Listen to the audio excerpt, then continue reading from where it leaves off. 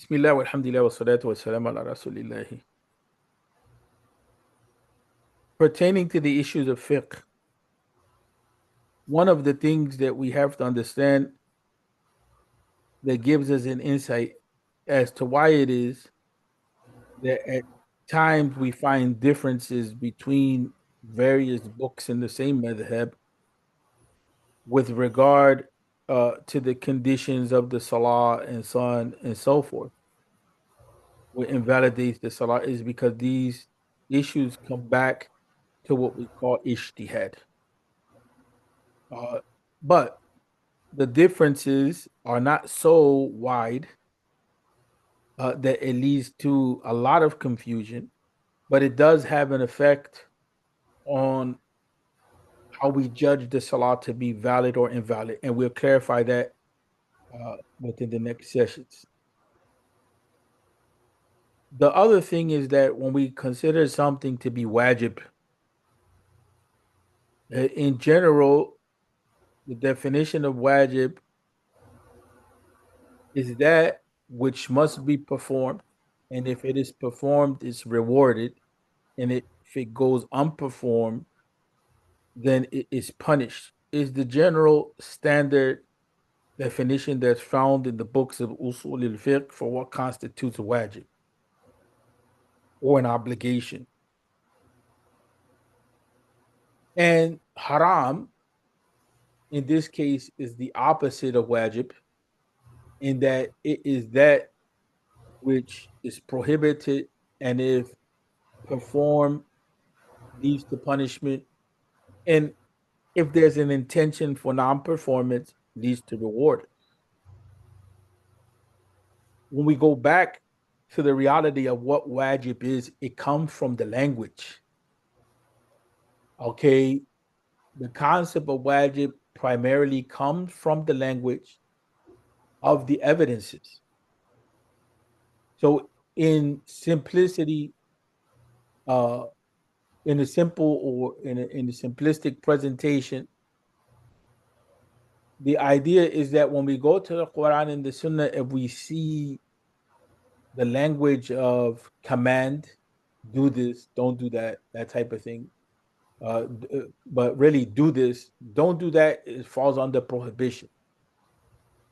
But the language of command to do this, right?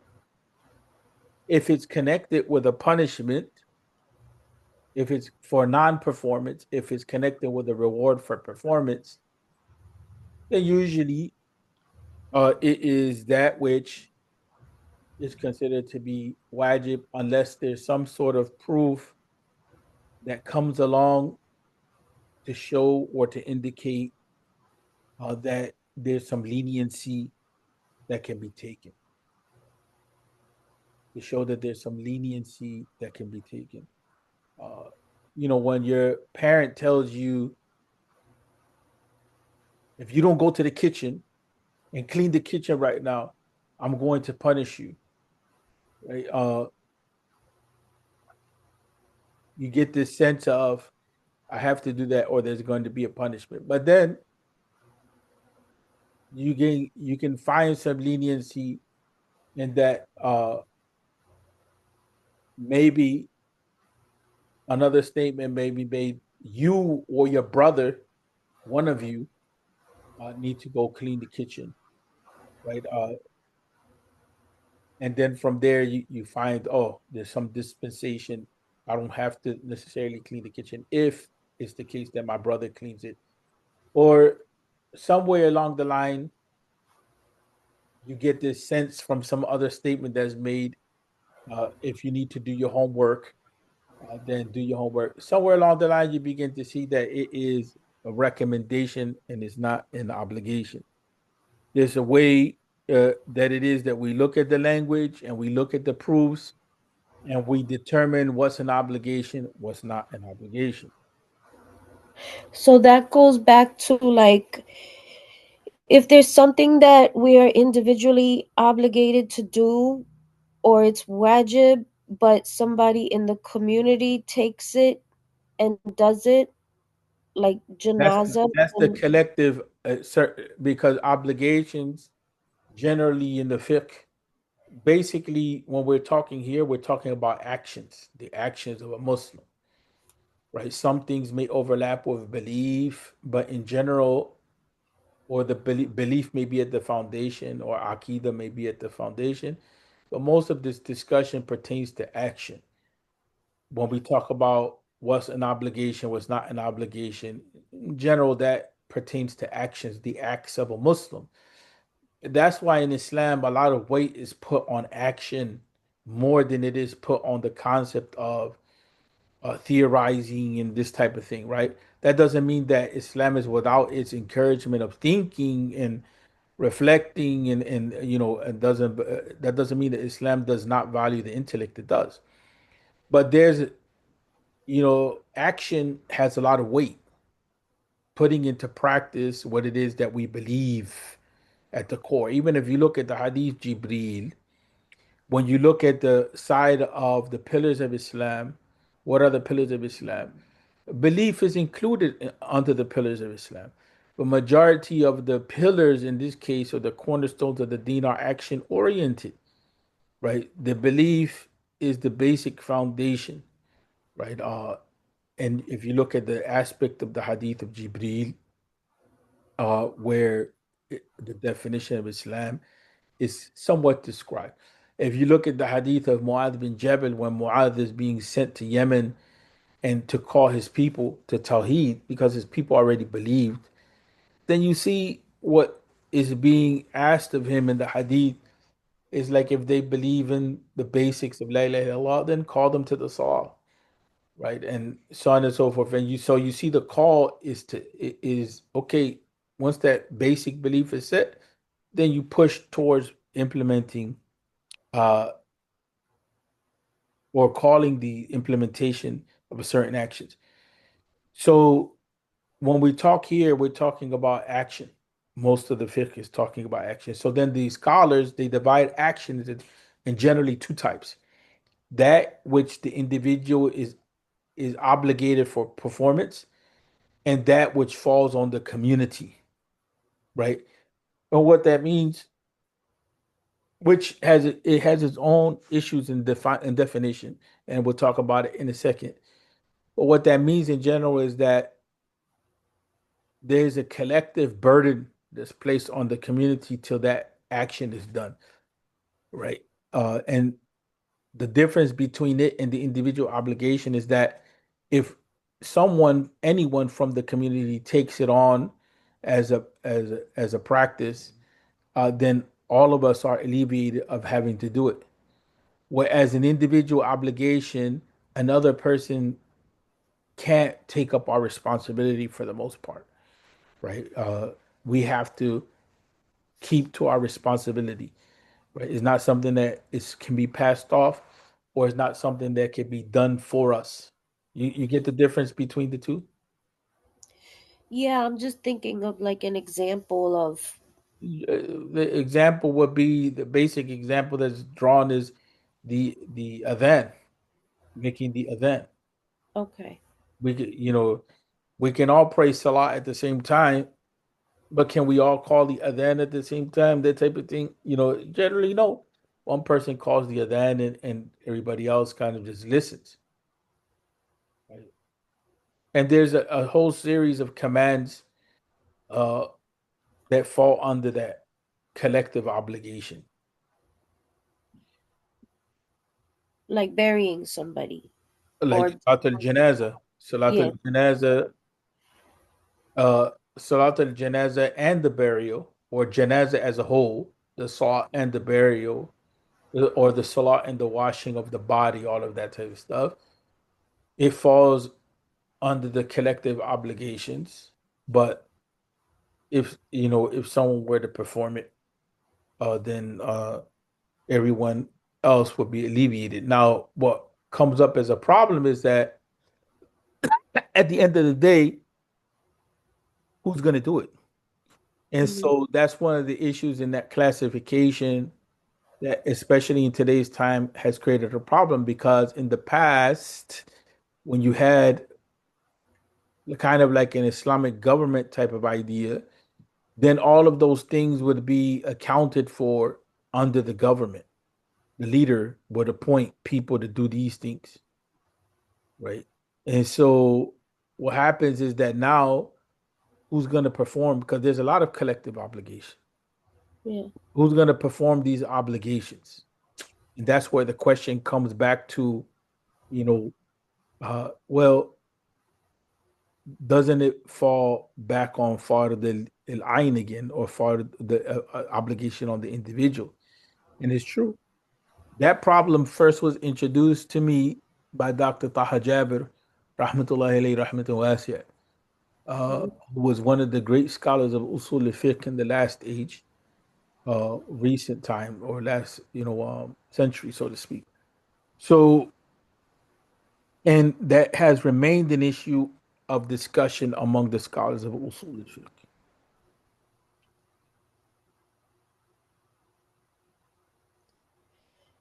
We covered the basics of the Going back obligation. to what you were Huh? saying about I said that kind of ties into the tradition and the modernity, like just addressing the modern issues. Well, it does. I mean, it does. It does tie into that, as well as the whole issue of consensus.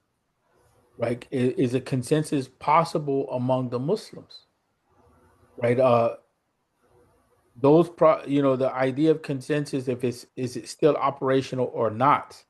Can the Muslims come to a consensus on the issue, and how would they?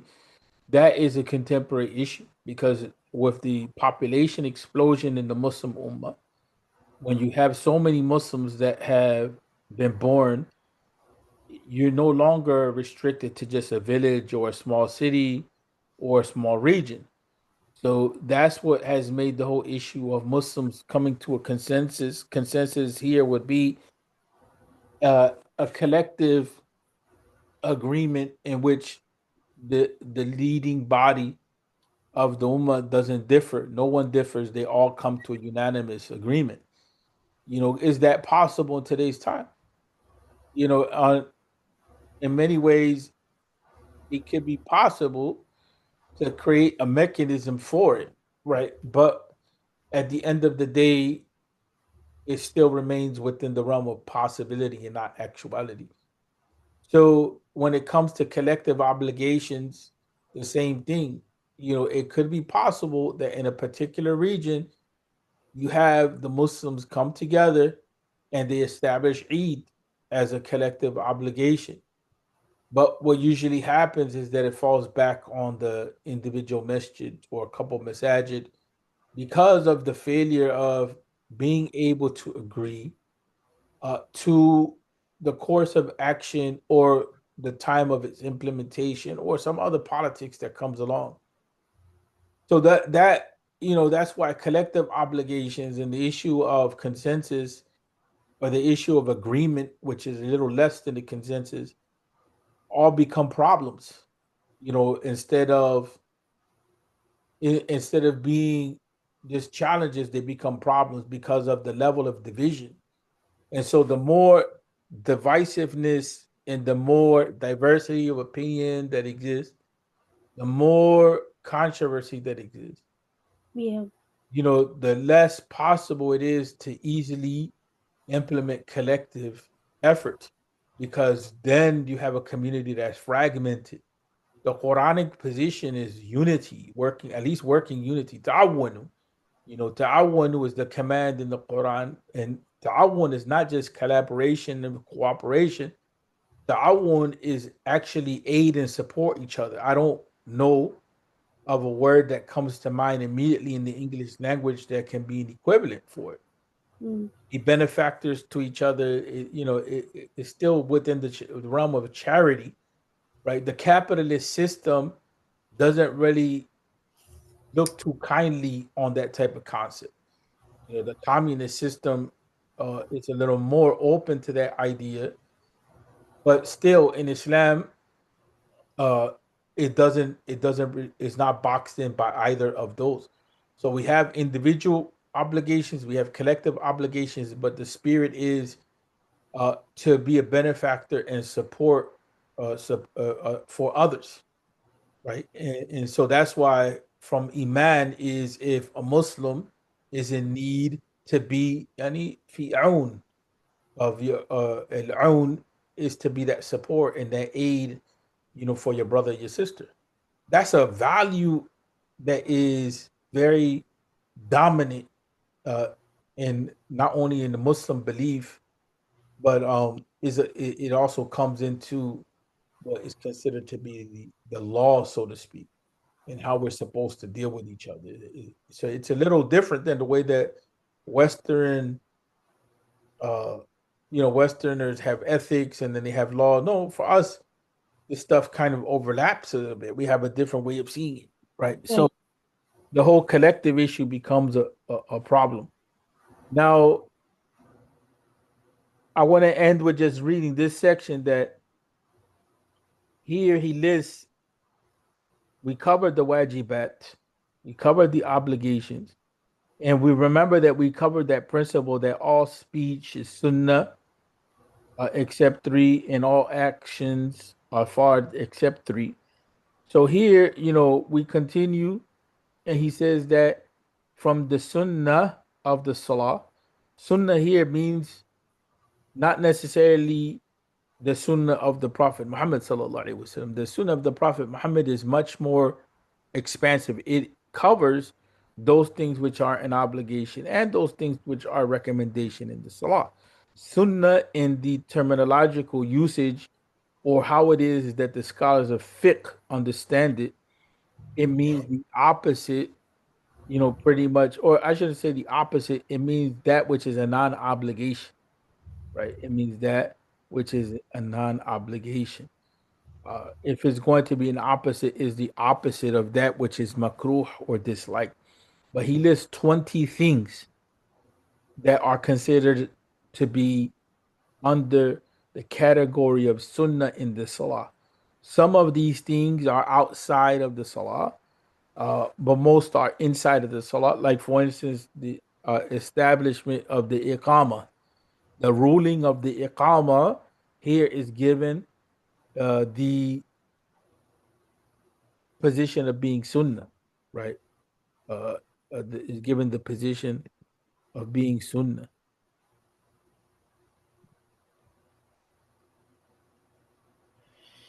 So if it's a ruling that's sunnah, then does that mean that it's an obligation for somebody to, or it's recommended? Well, you tell me.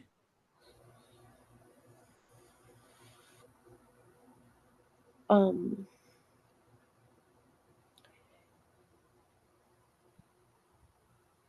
it's recommended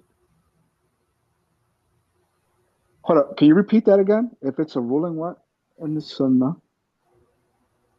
to call the ikama. Is Uh-huh. it a community obligation or is it a sunnah or is it an obligation? Right. And he just said if one does it, excuses the rest. That's Is for the that? collective. That's for the collective obligation. Oh, okay, okay, okay.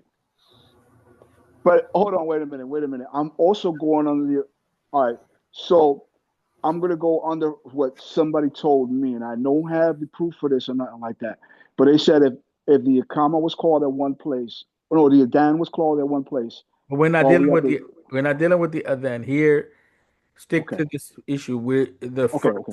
the first of them, first of what?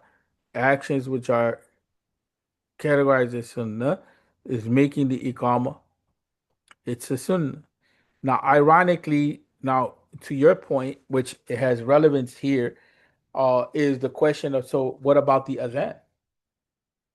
What about the adhan? So one of the things that comes up is that this book, again, it has its benefits, and it also has its deficiencies. Like, that's not mentioned. If we go back, if we go back to the obligations, the adhan is not mentioned here, but the adhan is mentioned in other places, right? As a collective obligation, as a sunnah, and the Maliki school has a number of different rulings. right? And one of the things that we have to keep in mind, people, is that okay, this at this level, when we start talking about the salah itself, like for instance, the establishment of the salah by itself on the individual level, this is easy to handle talking about it without much, without having to go into too much detail. Okay, to establish the salah, okay, we get outside of the iqama. You read the Fatiha, right? That's an obligation. You recite a surah after it. Now we go into what is sunnah. The Quranic chapter which is recited after the Al Fatiha is considered sunnah, but Fatiha is an obligation. Standing up for that recitation uh, is sunnah, right? Standing up is sunnah. Reciting silently what should be recited silently is a sunnah. Reciting aloud what should be recited aloud is a sunnah. Saying uh, Allah is this should say Allah hears the one who praises him, not Allah gears. This should Mm. say Allah hears the one who Sami Allahu liman hamida. Right? Is a sunnah. Every takbir other than the first takbir is a sunnah. Remember, we started off with the concept. Uh, we started off with the concept that all speech is a sunnah except three. So that is the takbirat al-ihram, to say Allahu Akbar at the beginning of the salah, the recitation of the Fatiha, and to say salam, right? For the most part. For the most part, that's just an easy way to understand it. Uh the because the last tashahhud also is considered to be an obligation. So let's include the last tashahhud and the salam as being speeches, speech acts in the salah. So all of that. No, I'm sorry. I made a mistake. All acts are considered. All speech is considered to be sunnah except three, which are fard. But I wanted to include under the fard also the tashahhud, the last tashahhud, right? Which is but is not mentioned, which would be that the what speech is considered to be fard in salah is you say Allahu Akbar at the beginning of the salah. You say you recite Al-Fatiha and you make the last tashahhud and you salam out. The way that we're being taught in this book is not that. The way we're being taught in this book is that the parts of speech that are an obligation are three. To say Allahu Akbar at the beginning of the salah, to recite Al-Fatiha, and uh, to salam out. Right? That's the way that we're taught in the book. But that has some deficiencies to it. But in any event, is a way of making it simple. So saying Allahu Sami Allahu liman hamida is sunnah. Every takbir except the first takbir, takbirat al-ihram, means that everything becomes haram for you upon saying that takbir, that Allahu Akbar, except that which has to be said or done in the salah. Every other action or speech is haram for you at that time. Right? That's what takbirat al-ihram means. The two tashahuds here are labeled as sunnah, right? The two tashahuds, that's why I say the way that is taught in this book, the two tashahuds are labeled as sunnah, right? The greetings of peace for them, with the salam that on the Prophet that comes up in them is sunnah. Reciting Al-Fatiha prior uh, to the Quranic chapter is sunnah. What that means is that the order of the salah, that Al-Fatiha comes first, then you recite another chapter second. That organizational order or that organizational routine is considered sunnah, the tartib. The second salam is sunnah. The second salam here is in the Maliki school is that when you finish the salah, you say assalamu alaikum, right? And then you say wa alaikum salam back to the imam because the imam said salamu alaikum to you. Then you salam to others. So in the Maliki school, that's how they have designated the salam, which is a little different. This is one way of doing it. There's a standard way of doing it that we most of us have learned because of what is practiced in the community, and so we shouldn't confuse ourselves on that issue.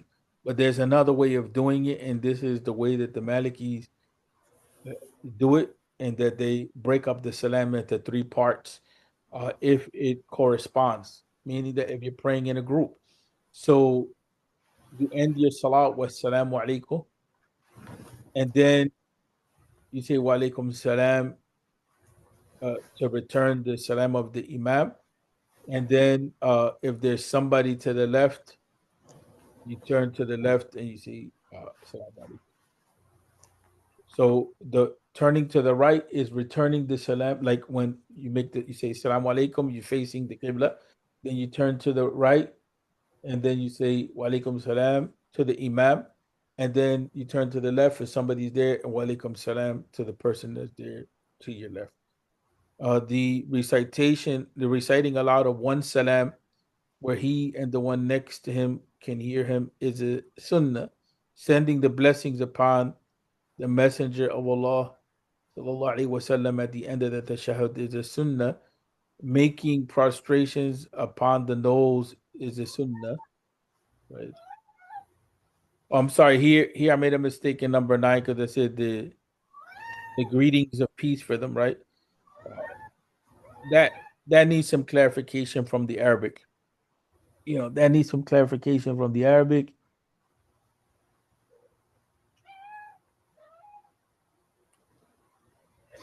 Sheikh, what about saying Amin? I mean, it's a sunnah as well. Okay.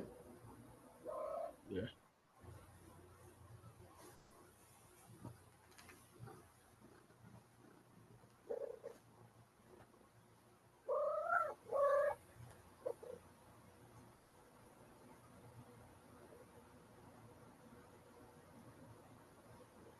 Okay, so on the 14th,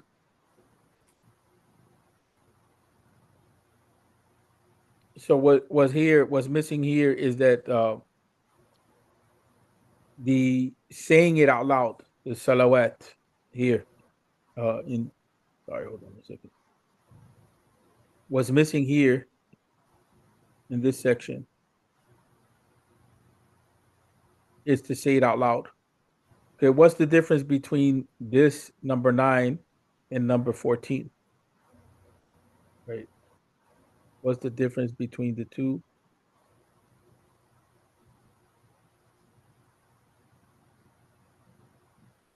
Okay, here it says the greetings of peace for them is a sunnah, right?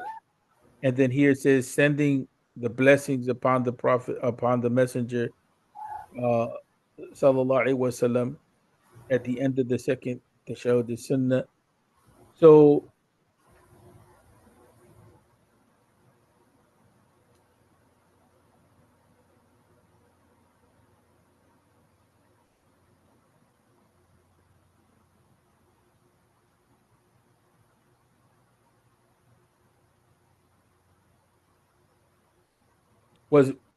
was missing here in number 14 is what is there in the Arabic. Let me see.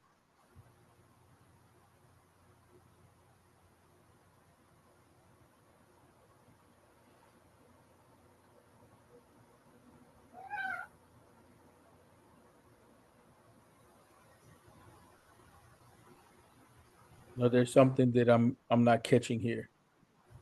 Uh, because it says here What do you gonna do list out the 20? It says here, you know, okay.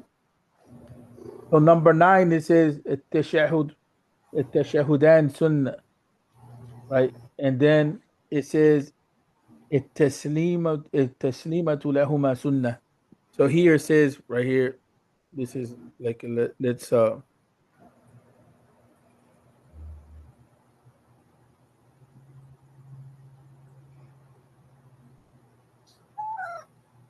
okay. So it says the two tashahuds are sunnah. The greetings of peace for them is sunnah, right? And what's mentioned there does not include saying them out loud, right? So then here it says the reading aloud of one salam. Okay, that's not our issue.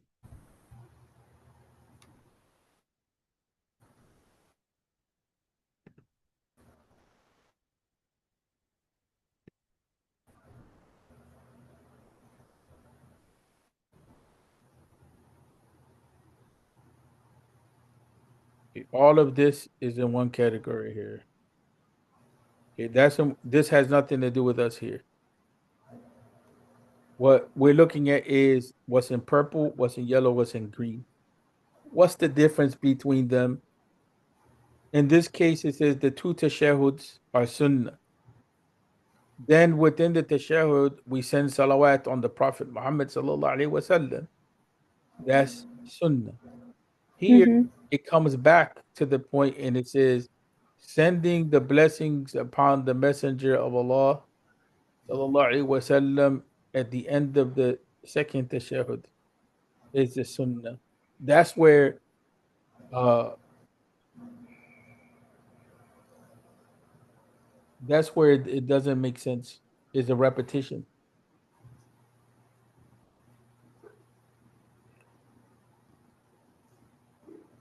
And you have the Arabic?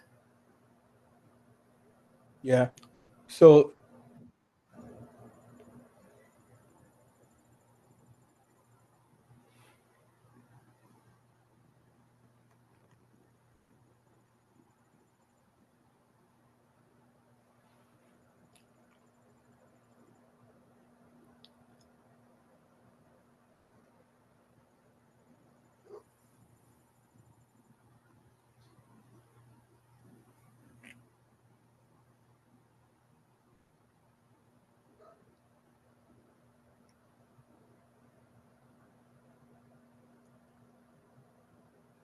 I have Shake, you got, I have to you got, go back. I have to go back because that's not clear to me.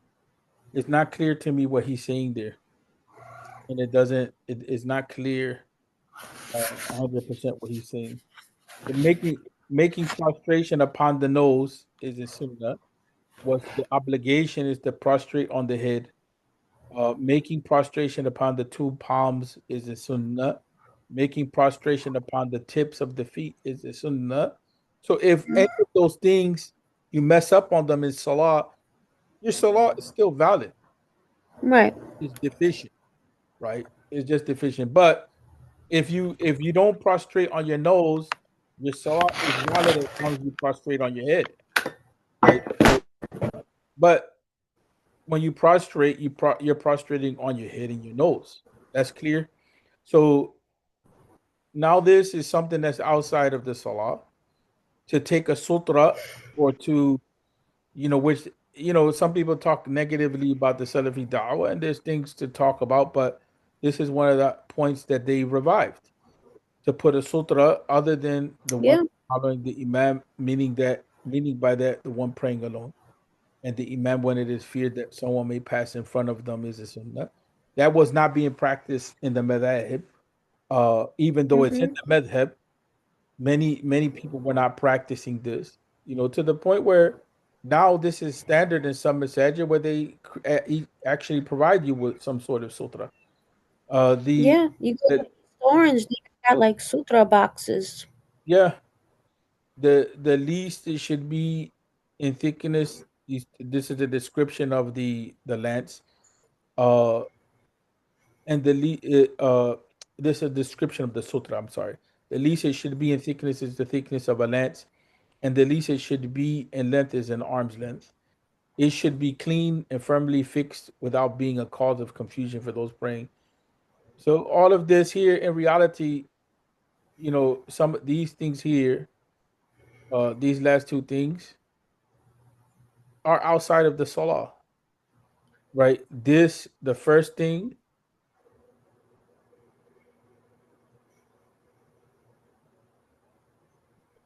that's outside of the salah. Everything else, 2 through 17, is inside of the salah.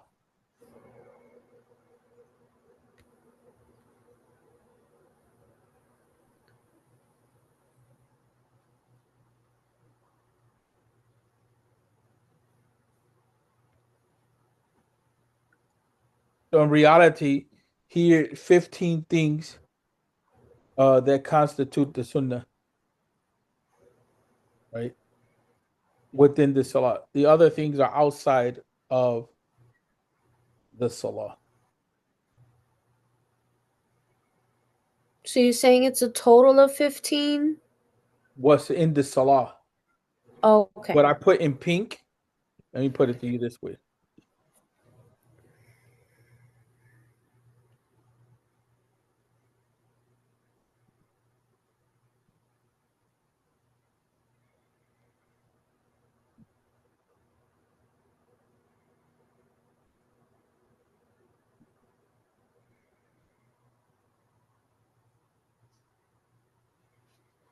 Okay, what's in pink?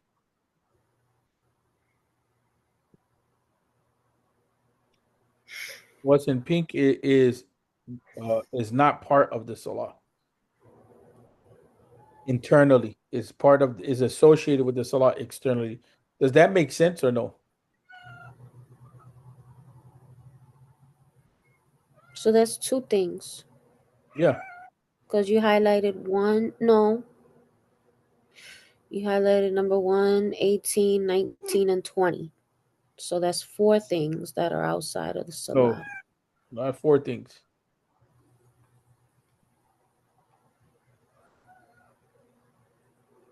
In reality, yeah, is in number 4 things, but in reality, you can say 2 things: the Okay. Iqama and the Sutra. The other stuff is like 19 and 20. Uh, are what? 18, 19, 20 are one thing. It pertains to the Sutra.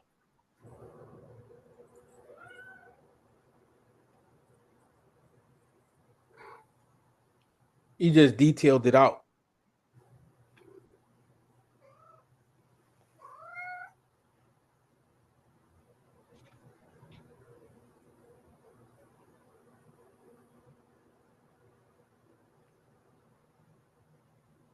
Now, just wait 1 second and we can close out, inshallah.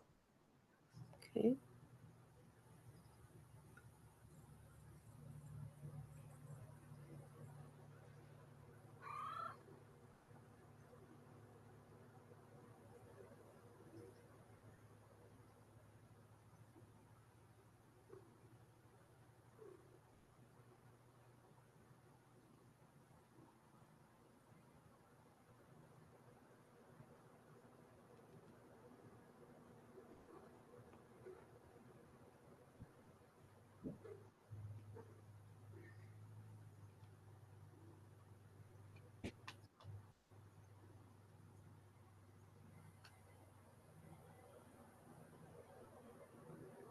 Okay.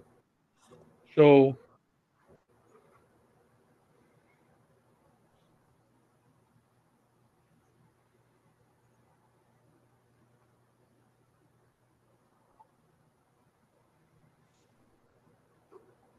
all the Iyad, rahmatullahi alayhi, he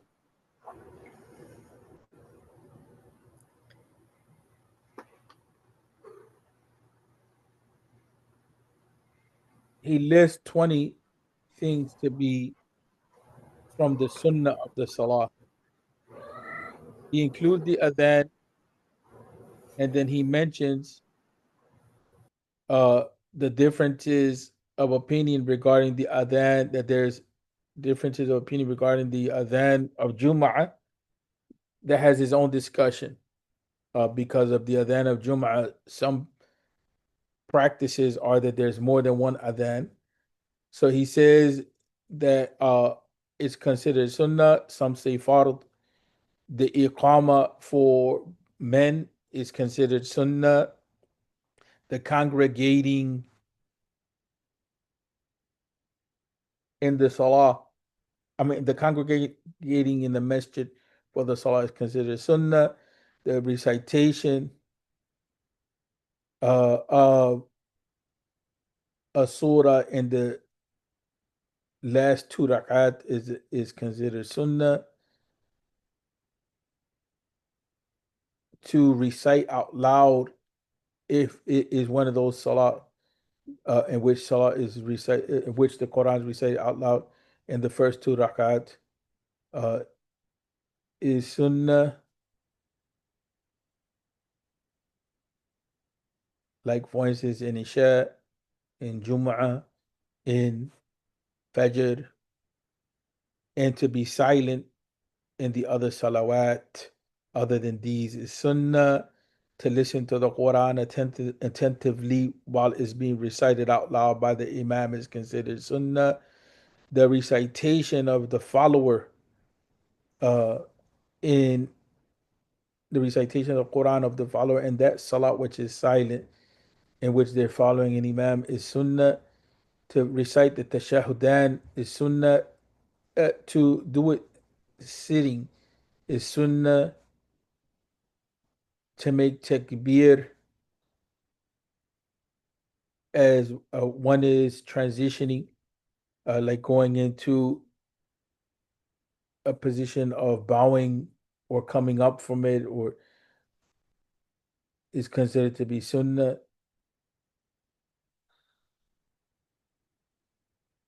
except in the case of coming up from the ruku'. So up to now, I don't. There's some things I have to, because I didn't read this part before. I have to go back and see people. I have to go back and see because there's some things that are not sitting right with me. It doesn't match with certain things that I've learned, and it's not making sense 100%. Like for instance,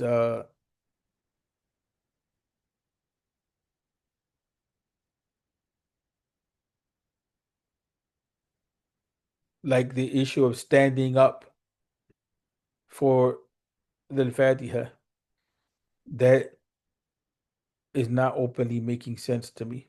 And that's why I like to call this a study circle, because it doesn't mean that I know everything, but we're learning along the way.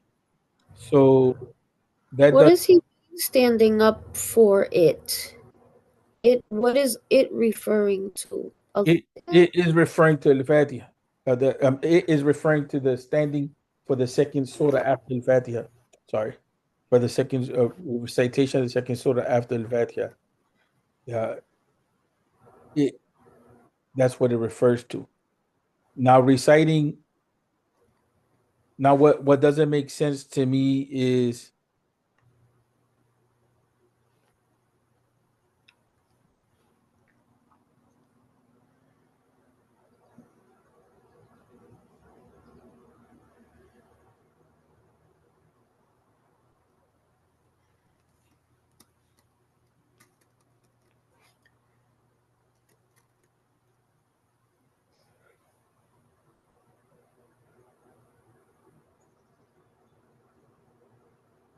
what doesn't make sense to me is this, that he says the two tashahuds is sunnah. That's clear.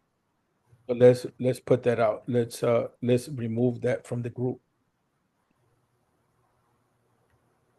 But then he says the greetings of peace for them is sunnah. Okay, so that's part of the tashahhud, right? Uh, Mm-hmm. but is broken up into portions. That's sunnah. Okay, that works. Reciting the Al-Fatiha prior to the Quran, there's no issue there. Right. That pertains to the order of the salah. I mean, sorry, the order of recitation of the Quran in the salah. This is where it gets a little muffled for me. Um,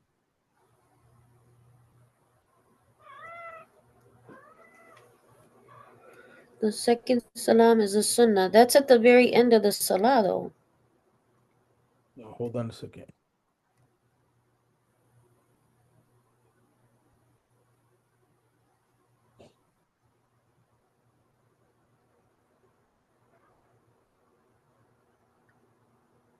This is where it He is. goes from This tashahud to taslim back to this is tashahud. this is where it is. Here it says the two tashahuds is the sunnah.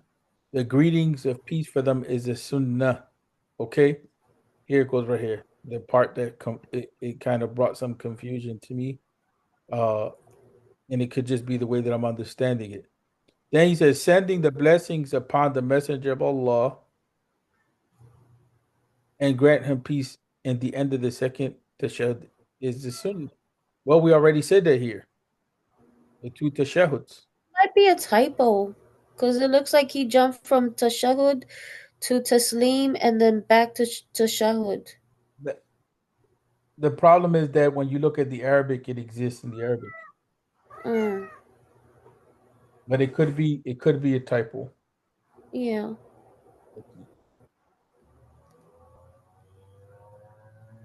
I mean, because he doesn't do that in other sections. You know what it you It's know not what you know what I think right. it is? Uh, this is what I think it should read. It should read this like this, then it'll make sense. And this is part of learning how to read a traditional text. What it should read is this. Then it all falls in line. Right. The tashahud, are you with me? Yeah. Okay. Ready? Hmm. 1 second.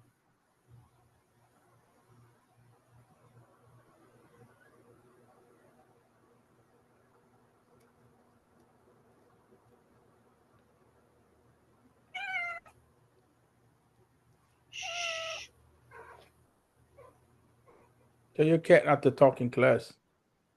I don't know what is her problem today. She's so chatty. So this is how it should read.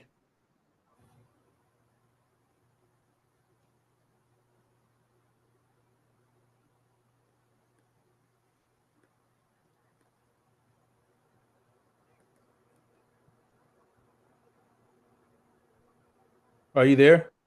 Yeah. Brother This- Esther, you still with us? I'm still here with you. okay, this is how it should read. Then it works. The tashahud is a sunnah. The greetings of peace for it is a sunnah. Okay. Then 14, because now it falls in line because this tashahud is combined with the salam. Sending Hmm. the blessing upon the messenger of Allah sallallahu alaihi wasallam in the end of the second tashahud is a sunnah. Now it all falls in line. Hmm. But it doesn't fall in line if we go with what's stated here. The two tashahuds is the sunnah. The greetings of peace for them is the sunnah because it's just repeating the same thing here, right?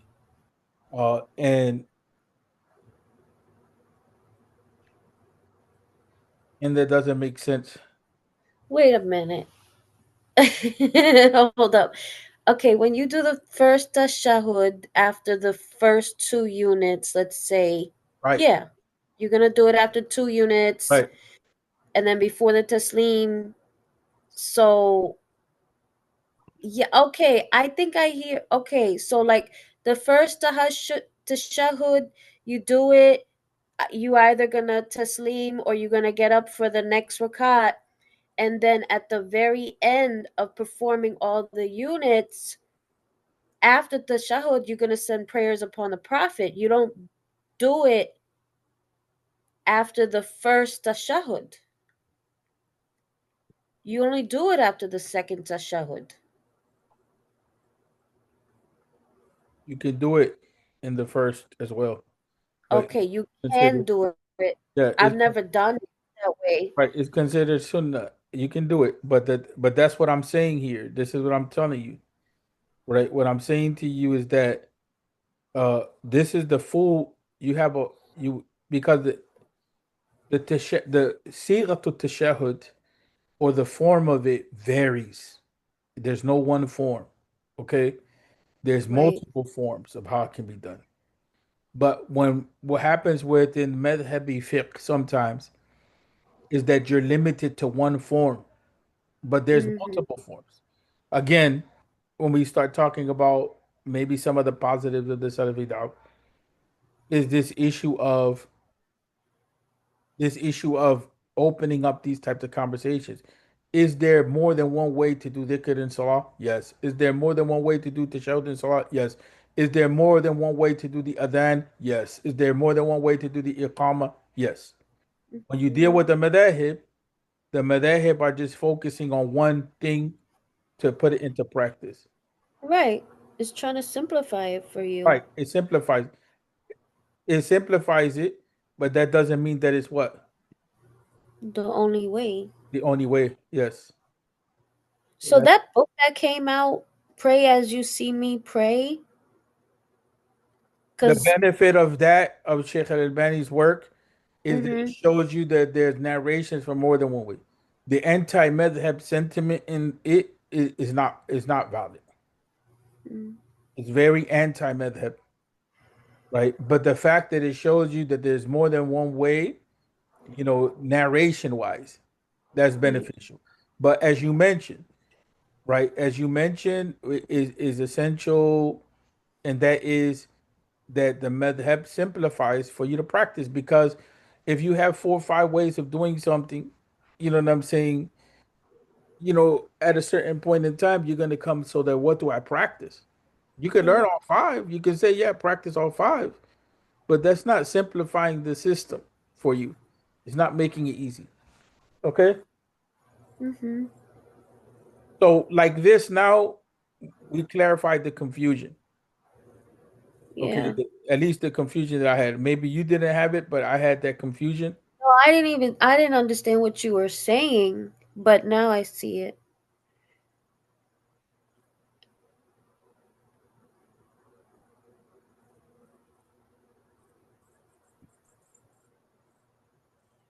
Okay. So, Brother Resto, you okay?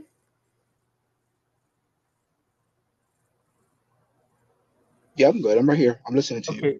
So here, the 20, the 20 things that are the sunnah.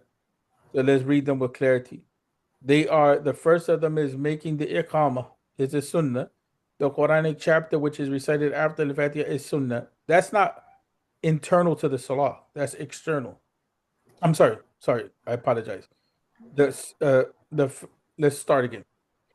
From the sunnah of the salah, there are 20.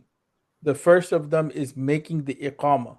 That's not part of the salah internally. Is associated or connected with the salah. You see what I'm saying? Yes or no?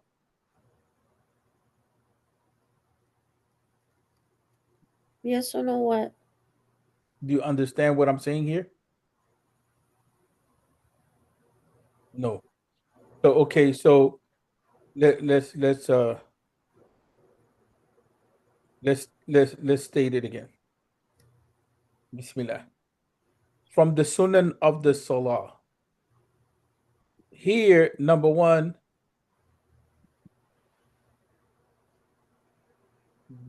the first Sunnah that is mentioned is outside of the Salah. It's connected to the Salah. It's not an internal part of the Salah. You make the Iqamah, and then after you begin the Salah. When does the Salah begin? At what point in time? The salah begins when you make the takbiratul ihram, which is an obligation. When you say Allahu Akbar, that's when the salah begins. So everything that happens thereafter is part of the salah, internal to the salah, whether it is an obligation or a sunnah. But this first sunnah that is mentioned is not internal to the salah. It's not part of the form of the salah. In other words, if you were to leave out the iqama, it would have no impact on the salah itself. It just would have an impact on the issue of reward. Mm-hmm. But it would have no impact By yourself, you on should the make the right. comma. So technically speaking, as we mentioned, there are 1, 2, 3, 4, 5, 6, 7, 8, 9, 10, 11, 12, 13, 14, 15, 16 Sunnan that he lists that are part of the Salah. 18 through 20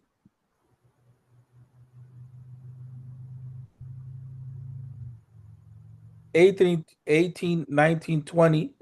This is outside of the Salah as well. This is, you're talking about a sutra, right? The Right. sutra, the sutra is that thing that you take to shield you from people walking in front of you. You take something to block the pathway between you and another person so that your qibla is between you and Allah and nothing comes in between you and that qibla, so to speak, Right. or that prayer direction. So are we clear on that? I need to get some confirmation from you two.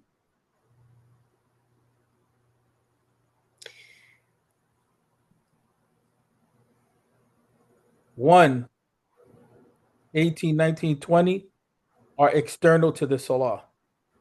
The other 16, they are part of the salah. Internal, everything. Okay, the recitation of the second chapter of the Quran after Al-Fatiha is a sunnah. That's internal to the salah. Standing up for that recitation is part of the salah. Reciting silently what should be silent, meaning that if it's Dhuhr or Asr, Dhuhr or Asr are the only two salawat that are recited silently, right? Is sunnah to recite silently. Reciting aloud what should be recited aloud is a sunnah, right? Saying Allah hears the one who praises him is a sunnah. Every takbir that you make other than the first takbir is a sunnah. The first takbir, which we call takbiratul ihram, right?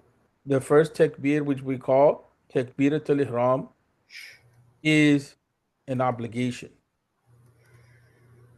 This is an obligation. Takbiratul ihram. All the other takbir, when you make the takbir to go into ruku, when you make the takbir to go into sujud, when you make the takbir to go back into sujud, when you make the takbir at the beginning of the second rak'ah, that's all sunnah. I mean, yeah, that's all sunnah. The only takbir is the takbir to ihram.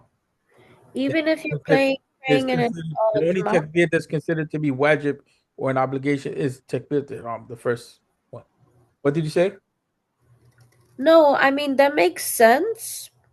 But then I was just thinking about like if you're at the masjid and you're praying Jamaat or you're with your Yeah, but family. that's a different discussion. Yeah. I didn't want to get into that discussion because it is related. It is related, but it's a different discussion. We're just getting the form of the salah on the individual level for the most part. Even though he mentions things about the imam and so on and so forth, that's why I didn't want to.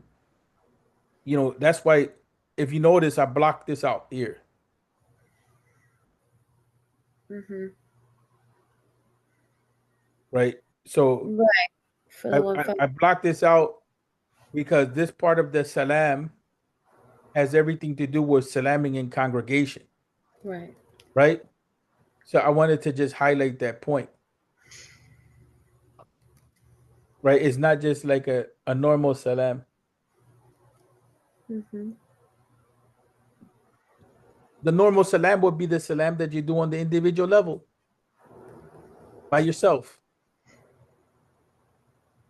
So sufficient in the Maliki madhab is to just say Salamu alaikum, not even Assalamu alaikum rahmatullahi wa barakatuh. Salamu alaikum is sufficient. The Maliki school is unique in that. Okay, one more time so there's no confusion. The Sunnan of the Salah. He's using this idea of the Sunnan of the Salah in a very general way. Right? So he's including some things which pertain to preparing for the Salah. Like wudu. Like there's no discussion on wudu here. But wudu has its own discussion. But wudu needs to be performed properly for what? For the salah. So the issue of the iqamah is part of the salah indirectly, connected to the salah. But you can technically perform the salah independent of the iqamah and the adhan. So that's why we highlighted that. What is part internal to the salah and is classified as the sunnah is the recitation of a second surah after al-Fatiha. That's labeled, categorized as sunnah. Why is that valuable? In the case that you forget. Then if you forget to recite a second surah, or you have to do it really fast because of work obligations or some emergency, you have to pray the salah, you can technically leave that part out. Is it deficient? Yeah, but you can leave it out. Right? The standing up for that recitation is considered sunnah. Right? Reciting silently what should be recited silently is a sunnah. So, technically it's okay if you recite a little out loud, not too much. Right? Not to the point where others can hear you. But I got a quick question. yes. I got a quick question. I want to just drag it back just a little bit. I'm not trying to drag the class out. But when you said that standing up for the salah is a sunnah, No, I didn't can you say clarify? that. I didn't say that. Okay. So Go back. standing. Read number 2. Read number 2 and read number 3. Okay, so standing up for it is a sunnah. That's just number 2. The Quranic chapter, which is recited after the Al-Fatiha, is a sunnah. Standing up for it is a sunnah. Okay, so standing up, what do you? I don't grasp that part. What do you mean by that? We went through that. Standing up for it means what, Alia? It's for the surah that you recite after Al-Fatiha. The chapter that you recite after it. Like if you say Qul huwallahu ahad. Oh, got you. You see, the reason why they do that, some people say, well, why are we getting into these technicalities? Where's the hadith? Is that the reason why they do that stuff is, say, for instance, like now this is a whole, you can do this in different ways, right? But one way, say for instance, if your leg got jacked up, Right. then the whole question comes up. This is one way of doing it. That doesn't mean there's no other way of doing it. Don't get things confused or mixed up. But say technically, if your leg got messed up and you didn't just want to pray sitting down for the whole salah, but you want to know, what do I do? What do I not do? How do I make that work? You don't just want to make something up by yourself. You can technically go with the whole idea of incapacity and just sit down for the salah. Or you can go into the idea of technicality. Now, technicality is you stand for the first, you see a lot of old people do this. They'll stand for certain portions of the salah and they'll sit for other portions. How do you make that work? Okay, you have some sort of system to classify to what extent am I obligated to stand, technically speaking. It doesn't mean that You do this on a regular basis, but say if you have an excuse, okay, so you stand up for the recitation of Al-Fatiha, you stand up for Takbirat al-Ihram, which is the first takbir, which initiates the Salah. You stand up for Al-Fatiha, then you sit down. That's one type of example. Right. The second type of example is, say, for instance, you forget to stand up. You know what I'm saying? For the second surah. Is your salah completely invalid? Say, for instance, you say you're reciting, you have a lot of trouble on your mind, and then all of a sudden you say you recite the Fatiha, and then you go into ruku', you missed the second surah, and you missed standing up for the second surah. Is your salah invalid according to this? No, Why? because you stood up for what was the obligation, and the other is the sunnah. Right, right. So then now the other issue comes up that if you miss more than one sunnah, and that's a discussion that's going to come up. I believe it's in the fourth section, or no, maybe the fifth section of this book, which is when do you make sujood sahu? You know, for what instances do you make sujood sahu? So here, no, this is the fada'il. Now, no, it's the sixth section. No, I'm sorry, no, seventh actually. The sujood sahu, Mm. seventh and eighth. That's how you correct your salah. So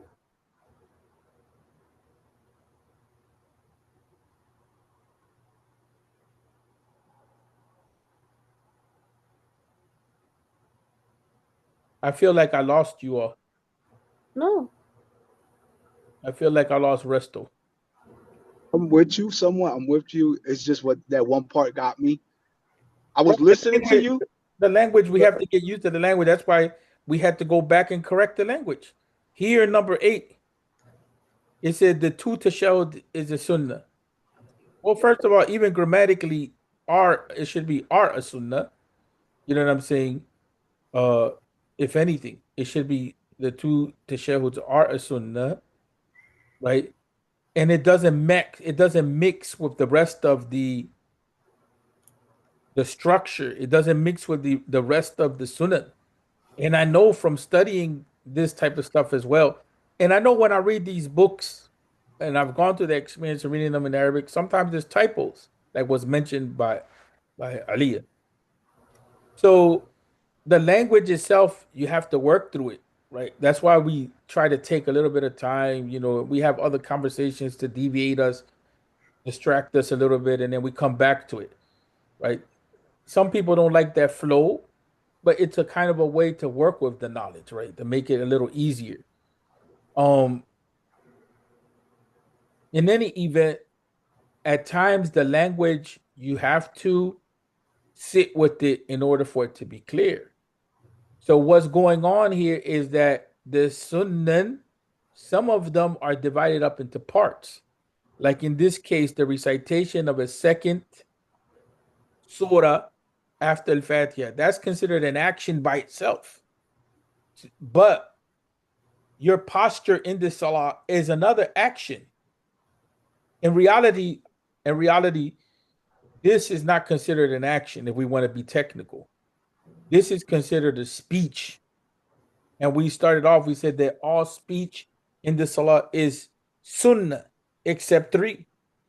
So in reality, the recitation of the Quran is considered speech. Standing up for it is considered an action. Recitation silently of those things which should be recited silently, right, is a sunnah. That's speech. Reciting aloud what should be recited aloud is a sunnah. That's speech. Saying Sami Allahu liman hamidah, or Allah hears the one who praises him, is sunnah. That's speech. Every takbir other than the first takbir or takbir al-ihram is sunnah. That's speech. There's two tashahuds, or the tashahud, I should say here, is speech. The greetings of sending peace on the Prophet Muhammad sallallahu alaihi wasallam is speech. Reciting al-Fatiha prior to the Quranic chapter is a sunnah. Now that's an action. When do you speak? In this case, when do you recite al-Fatiha? Right. Uh, when you do it, or you can say that is a point in time, whatever. But in any event, where you put it at is an action. If you put it before the second, do you put the Fatiha before the second surah, or do you put it after? That's an action, right? So in here, the second salam is the sunnah. That's speech. The third salam, that's speech. The reciting aloud, that's speech. Sending salawat on the Prophet Muhammad is speech. Making prostration upon the nose is action, right? Making prostration upon the two palms is an action. Making prostration upon the tips of the feet is an action, right? So in our system here, the way that the Sheikh set it up is that he told us from the beginning every point of speech in the salah is a sunnah except for three things.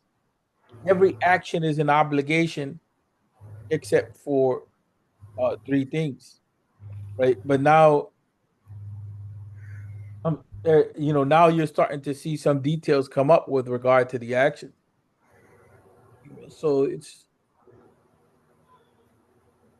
it should be a little more clear, for you what is an obligation, what is a sunnah, so on and so forth. I All think it the just actions, depends on all what the type of actions, family we all, are. Like, all the actions mentioned here are sunnah.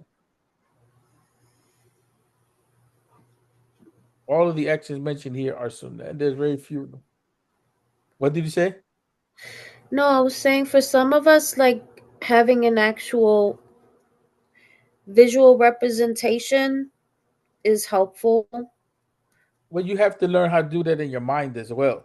Yeah. I agree that the visuals are good, but you also have to train yourself.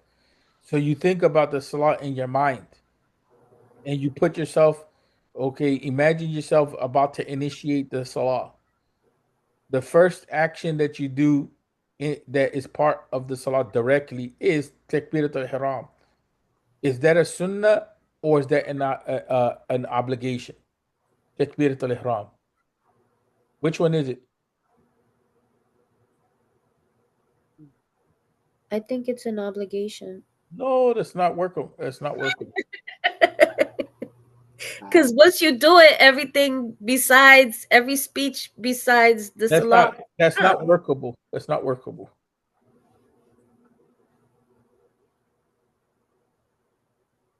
it's obligation.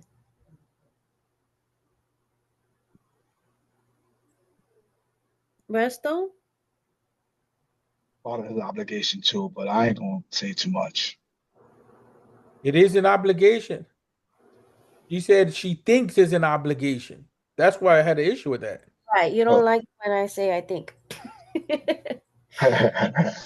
She said she thinks it's an obligation. So then, if that's the case, then we're stuck because Um, we have to go back. obligation. Listen, we have to go back now. As far as for the obligations, they are 15. The first is the intention to enter into the salah. The second is takbirat ihram. The first takbir, we've been hitting on that. The second is standing up for it, meaning that you're standing up while you say the takbirat ihram. The second is recitation of al-Fatiha. I'm sorry. Let me put it this way. The first is the intention for the salah. The second is to make takbirat al-ihram. The third is standing up for that takbir. The fourth is recitation of al-Fatiha. The fifth is standing up while you recite that Fatiha. The sixth is the ruku' or bowing. The seventh is rising up from it. Like you don't just stay in the bowing position, but you also rise up from it. That's an obligation. Making prostration upon the forehead is an obligation. Rising up from the prostration is an obligation. You just don't stay in prostration. Here is moderation. A good term is that all actions are equal somewhat. So you don't prostrate longer than you make ruku'. The only time that there may be some real difference there is when you recite Quran, because the length of the surah that you recite after Al-Fatiha, it could vary. It could be short, it could be medium in length, or it could be long. So that would mean that your standing in the salah overall will be longer than any other portion. Right. And you could make dua in sujood, but Mm-hmm. you should not extend your sujood in the farther salah so much uh, that a person doesn't know if you're in sujood or not. Now, in your own private salah, that's a different issue when you make sunnah by yourself. But in the farther salah, everything should be somewhat moderate, predictable, moderate. It should be of equal length. Being reposed, meaning that stillness in the salah is important, right? Not moving around too much like some people do. Stillness in the salah. Maintaining the correct order, meaning is that these things, these obligations have an order. So maintain that order to the salah. Don't do ruku', then you do standing, then from standing you go into don't change the order of the salah. This stuff seems technical, burdensome. It seems to be uh intricate, all that type of stuff, but it's there to preserve deen, right? It's there to preserve deen. That way you have some system in place so that you know how to organize your actions. Because you can read hadith, which is fine, but then you still have to organize those hadith. Right. You see what I'm saying in terms of knowing how the act of ibadah is to be made. So this simplifies for you. That's it. Are there some differences? We already established that yes, there's differences because there's multiple hadith. But this is just providing for you a system of how to work out those hadith. And then here, the added detail is that it's giving you a method for understanding how to judge your salah to be sound or unsound. Forget about other madhahib, other ways of doing things right now. This is one system. We're not saying is that is the only system. We even have admitted that sometimes book to book they can differ a little bit, but that's fine. We know why they differ. You understand what I'm saying? And for the most part, it's mostly the same. You know what I'm saying? With some slight nuances. And so here, the idea is just to get the organizational structure, the order of the obligations correct. And so the obligations are read in light of the Sunnan are read in light of the obligations.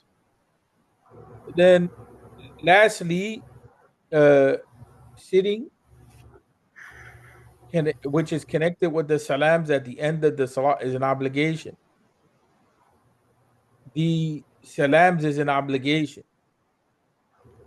So you can't just because you finish the tashahhud uh doesn't mean that you can just get up. The Right. only thing, you have to sit there until you make the salam, then you get up after the salam. But like for instance, in the Hanafi madhab, the salam is not an obligation in the salah. So, as an example, the tashahhud and sitting in that point, you should make the tashahhud. But if you get up at that point in the salam, your salah is still valid. It's deficient, but it's valid, so to speak. But here, no, you have to sit for the whole time, the whole duration. It's an obligation. Doing the tashahhud and also the salam, making an intention to follow the imam. This is not part of the salah in and of itself, but it's connected to the salah.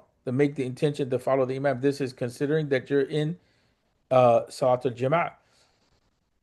So I think it's okay. We can sit with them. These sections, we added on another section today, and we'll take it so that they're merged together, so that you know each point of the salah. You should know if it's an obligation, if it's a fard, if it's a sunan or not. You should know that if it's an obligation or if it's an action that is a non-obligation. That is how you judge your salah to be sound, right? That is what takes you out of a basic ordinary understanding to a more knowledge-based understanding, right? So my advice, you keep just reading it. You know what I'm saying? Okay. Yeah. Just keep reading it. I'm not going to even say memorize it. Just keep reading it and it'll stick with you. And then not in your obligatory prayer and your sunan, or not even a sunan and the nafil. Just pray, after any salah that it's allowable to pray in that time, like dhuhr as an example, or even before dhuhr. Practice. Don't make your regular salah a practice test. Don't make your sunnah a practice test, but just practice. Like stand up and tell yourself, okay, I make takbirat ihram. This is an obligation or sunnah. Going into the court, is it an obligation or sunnah? Coming up from ruku, obligation or sunnah? Going to sujood, obligation or sunnah? Sitting when I'm making the tashahhud after 2 rakats, obligation or sunnah? Do it like that. An image, even a visual, is not going to help 100%, because you still, when you're in the mix, that's when it's going to help, and that's not how we're learning. That's why we're trying to do that now. We're trying, so practice it, right? You practice it. That's why we're going slow with the book. There's no rush here. So it's not about getting grades and this that. It's about learning, putting into practice, right? So practice it, put it into practice. Say, ask yourself, you know, in a non-sunnah, non-obligatory salah, just take one salah. That's like 5 minutes of your day, 10 minutes, and ask yourself, is the obligation sunnah? Play with that concept, and then you'll see the difference. You see what I'm saying? Making the intention. Like here it says, the first thing is making the intention. Ask yourself, obligation sunnah, and you'll learn it. Trust me, you'll learn it that way. Hmm. I've been hitting hard on this. Takbirat ihram is an obligation. I've been hitting hard. And remember that that rule that we studied.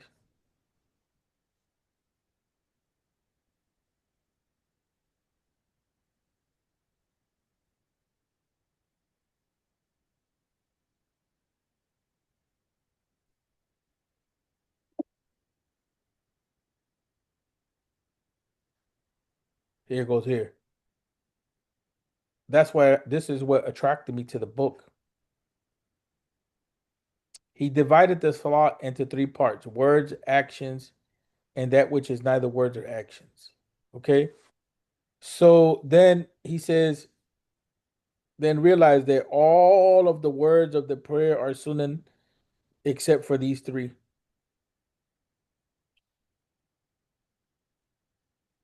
The takbirat al-ihram, saying Allahu Akbar, the recitation of al-Fatiha, the making the final salam.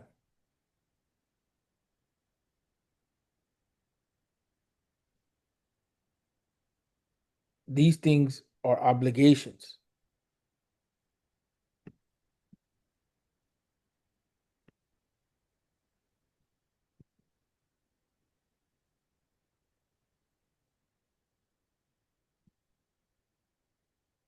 All the words of the salah are sunan. These 3 words or these 3 acts of speech are not. They're obligations. Saying Allahu Akbar, reciting al-Fatiha, reciting the salam.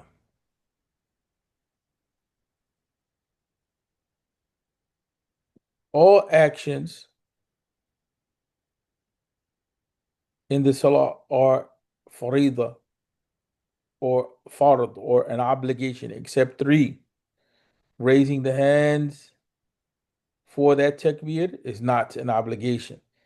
Sitting, the middle sitting is not an obligation. The turning head slightly to the right during the salam is not an obligation. That is, you know, I'm telling you, it doesn't matter if we spend a year on the book. If you get that, you will be so far ahead of where people are. And I'm not saying that from an angle of a competition, but I'm saying like that this type of knowledge, it takes a long time to acquire. Because in that statement by itself, this statement,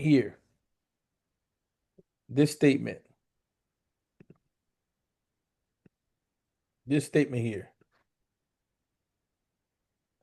this is the core of the book. This also, this statement here.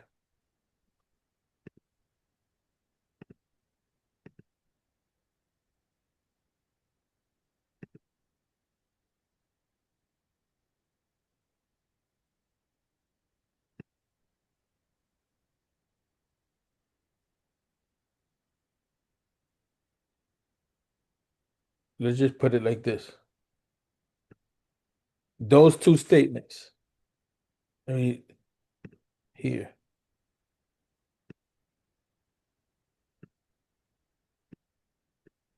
Those two statements are the core of the book. Everything else is just explaining that. Everything else is explaining these two realities.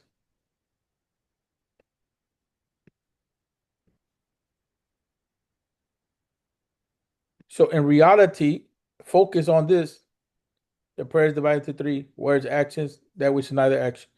Focus on this. All the words of the prayer are Sunnan except three. All the actions of the prayer are obligatory except three. I mentioned that before. This, to me, to be honest with you, is beneficial, but this section here is beneficial. I can't, yeah, it doesn't move with it. Here, bro. It's beneficial, this area here. Beneficial, but it's not core, not core knowledge. This is core knowledge. This area here. Are you seeing the arrow move? Yeah. This is core knowledge. Now what we studied so far, in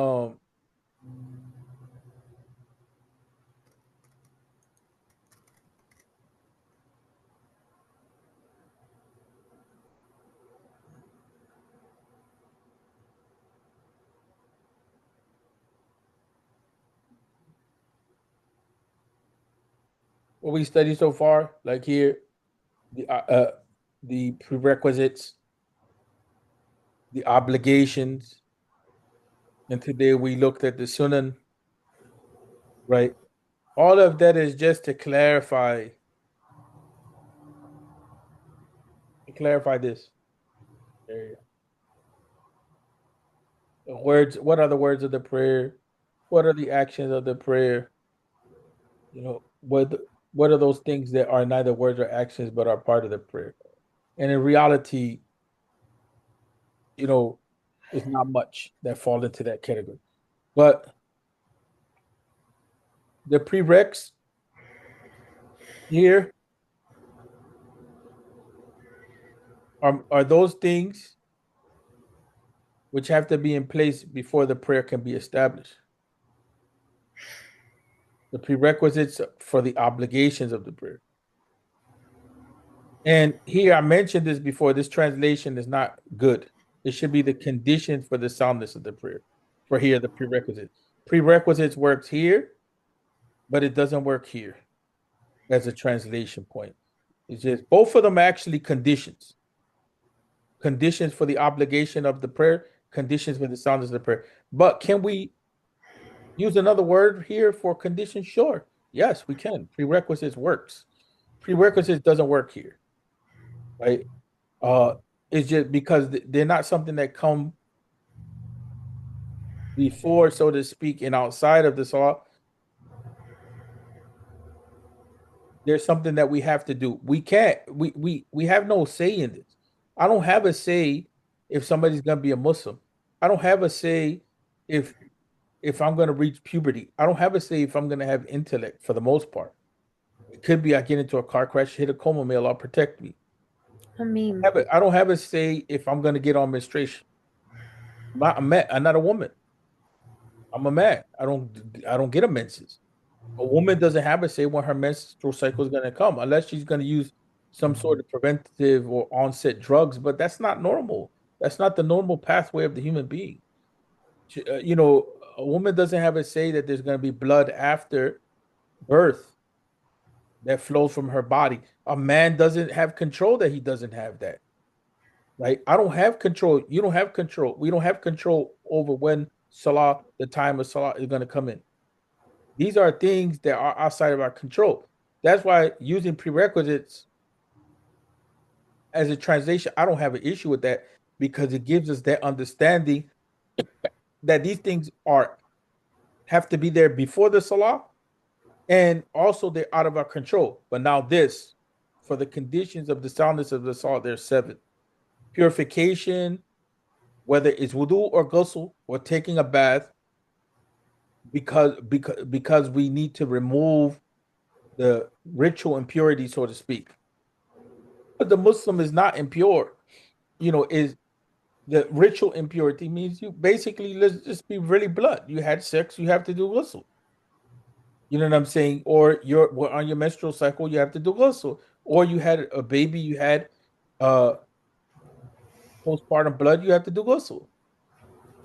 Right? So these things for the soundness of the salah are things that we can work at. We can work at wudu, we can work at ghusl, we can undertake them, we can do them, we can perform them. The second is purification, filth from the body. For the most part, we can do that. Purification from the clothing, the body, the place of prayer. We can do that. Right? Those are things that need to be in place for the soundness of salah. Are there exceptions to the rule? Yes, there are exceptions to the rule. But for the most part, these things have to be in place when it comes to the clothing, the body, the place of prayer. The third thing is covering the private parts. Okay, what is the fiqh is not going to tell you the excess, is going to tell you what is the minimal that has to be covered, right? In salah, so that the salah can be considered sound. You have control over that. Sometimes you may not have control over that. In some situations you may not have. Some situations you may have control. For the most part, we have control. Like in the situation where you're, for instance, you're being tortured or something like that, and they tore your clothes up. Or like the situation is like you end up somewhere in the woods somewhere, and a plane crashes, and you're in the forest, and you're by yourself, and you don't have a lot to cover your body with. Like those are odd situations. They're not normal situations. So are there exceptions to the rule? Yes, there's exceptions to the rule. But for the most part, we have control over that. Facing the qibla, right? For the most part, we have control over that. Do we have control over that if we're on an airplane? No, we don't. You know what I'm saying? So that comes in, you're on an airplane, there's airplane flight, there's 13 hours, 14 hours, 8 hours. So you do what you can, but for the most part, you have control over that. The entrance of the proper time, knowing when the proper time is, you have control over that. Avoiding speech and so on, you have control over that. Excessive movement, you have control over that. This conditions for the soundness of the salah, you have control over it. What differentiates the conditions for the soundness of the salah from the conditions of obligation? It is that point that I kept mentioning: control. You have no control over these things, the prereqs for the obligation of the prayer, or the condition for the obligation of the prayer. You have control over those things which have to be in place for the soundness of the prayer. You have control over that. There's no doubt about that. And so then when we go here, as we learned in the principle that is in this section, the introduction, the prayer is divided into 3 parts: words, actions, and that which is neither words and actions. And then we have the 2 qawaid or qa'idatain, or qaida al-Qaidatul Ula, or the first maxim, and that's that all words of the prayer are Sunnah except three: the Takbirat al-Ihram, recitation of Fatiha, final Salam. When you go to the obligations here, the first, they set it up as intention, second, Takbirat al-Ihram. That's exactly what he said. The Takbirat al-Ihram, the intention falls into that which is neither action nor words. But here, this is a speech, words. This is an obligation. Reciting Fatiha is an obligation. He mentioned that. The salams is an obligation. He mentions that, right?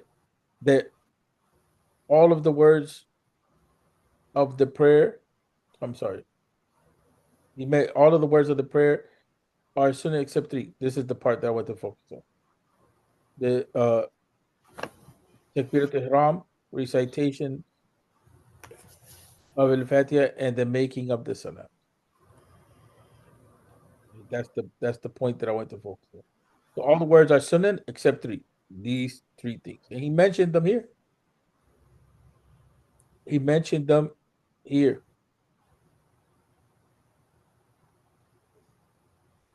Takbirat ihram, recitation of al-Fatiha, and the salams.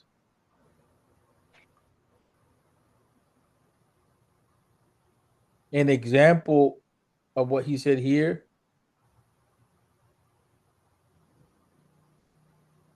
that the prayer is divided into words, actions, and that which is not words or actions. The example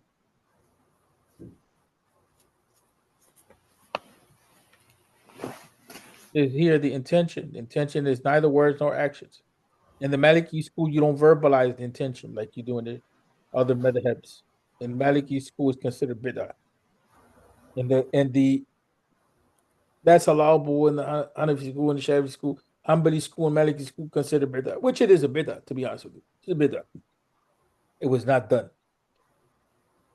But we let it go because you don't want to bang it out with other people like too hard. But we acknowledge that it's not a sound practice. But they have their rationale for why they do it. But in any event, it's a part of the salat which is neither speech nor action. I'm gonna stop there. But you see how we want to connect the different parts of the book. I think we're at a point where we can do that now. We were not there before, but we're at a point where we can go back and draw from it. So this is pretty clear cut, people, except some issues that may come up, like for instance, came up here. Typo stuff is meant to be pretty forefront, forthright, very clear, not too much confusion.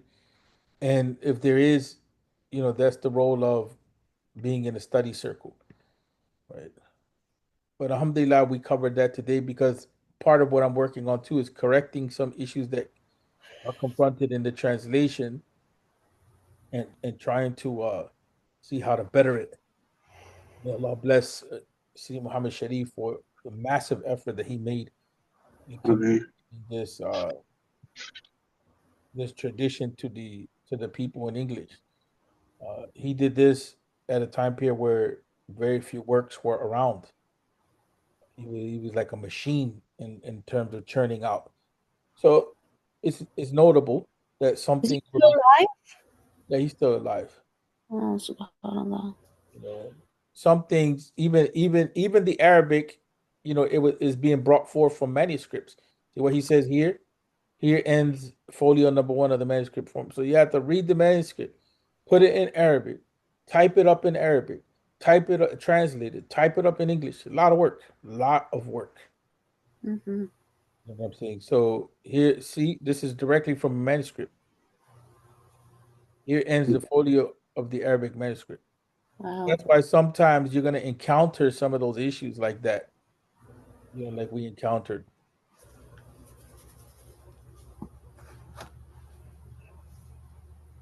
Like what we said here. And it's not always the case, you know what I'm saying?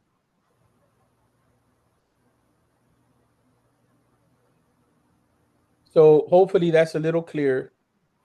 Now I ask you again, is takbirat ihram sunnah or is it fard or wajib? Part of the wajib. Wajib.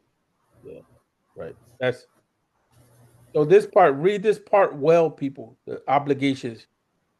Then that because the sunnah, that's why I outlined the pink part. Because in reality, this is what we should be focusing on here. Um hold up a second.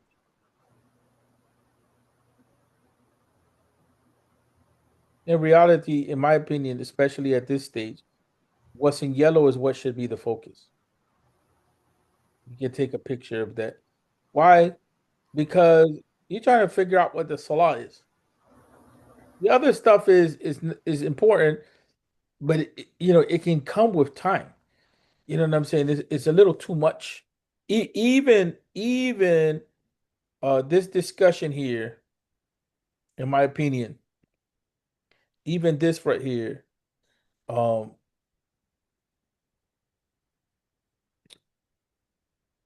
why is it doing that?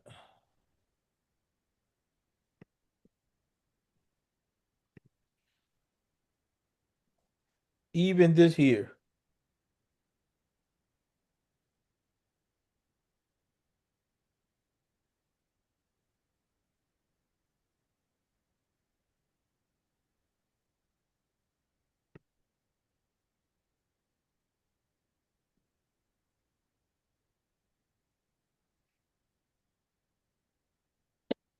even this here, it could have been put in another section, Right. right? It could have been, even though it's more work, but it could have been put in another section. Why? Because this is pertaining to the collective obligation.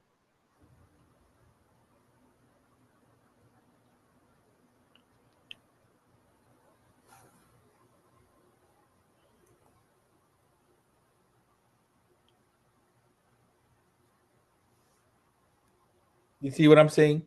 It's not pertaining to the individual obligation, it's pertaining to the collective salah. What do you do when you're in a group? So I'm just saying this from a teaching perspective. When you teach, when you learn this stuff, and if you get into a position where you teach, simplify as much as you can. A lot of times we're not doing that, and we have to get used to that. And sometimes that's a sign of our ignorance. Sometimes it's just a sign of what we're focusing on, but sometimes it's a sign of our ignorance. Always, I don't read a lot of his stuff much. I don't follow him, so this is not like some sort of like plug-in or whatever. But I have to say, one of the contemporary scholars, two contemporary scholars that did this, but one did this in Arabic, solid Arabic. The other one did it in local colloquial Arabic. First is Fawzan. Sheikh Fawzan simplifies stuff at a level which is super clear. So that shows that he has internalized whatever studies that he has, and he's able to communicate to the people. The other one, Sheikh Sha'arawi, two different methodologies, but Sheikh Sha'arawi didn't do it in Fusha or standard Arabic. He did it in Egyptian. So he was one of the first ones that was teaching the people kind of in their own language. You know what I'm saying? Not like a language that is academic, but just their own everyday language. Made it simple and easy.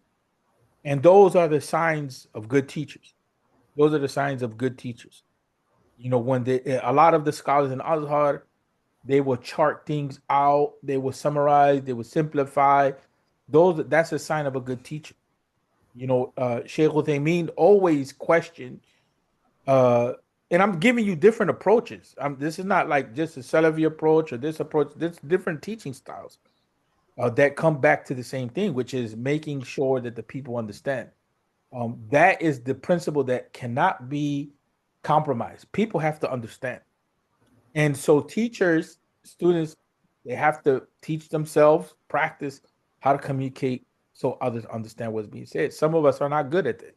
You know what I'm saying? Some of us we fail at that. Uh, it's a challenge. For me, it's definitely a challenge to communicate information and knowledge.